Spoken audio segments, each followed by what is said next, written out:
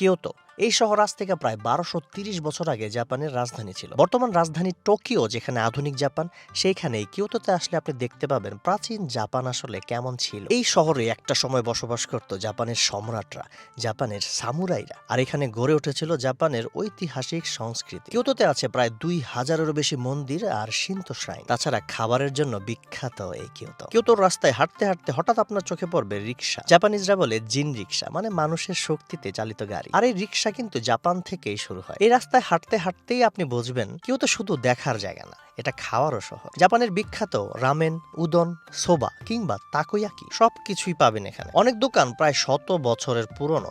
বাইরে থেকে দেখলে বোঝা যায় এগুলো শুধু খাবারের দোকান না, আসলে এইগুলা জাপানের ইতিহাস। সন্ধ্যা নামলেই লণ্ঠনের আলো, খাবারের গন্ধ আর হাঁটতে থাকা মানুষ, এটাই তো কিয়োতোর আসল সৌন্দর্য। এই জায়গাটার নাম আরাশিয়ামা। খাবারের দোকান আর প্রাকৃতিক সৌন্দর্যের জন্য বিখ্যাত এই আরাশিয়ামা আছে আরাশিয়ামা ব্যাম্বু ফরেস্ট। এখানে আসলে এই বাঁশবাগানের ভেতরে হাঁটতে ভুলবেন না। সন্ধ্যাবেলা আসলে একটু ভয় লাগবে, তবে জায়গাটা দারুণ।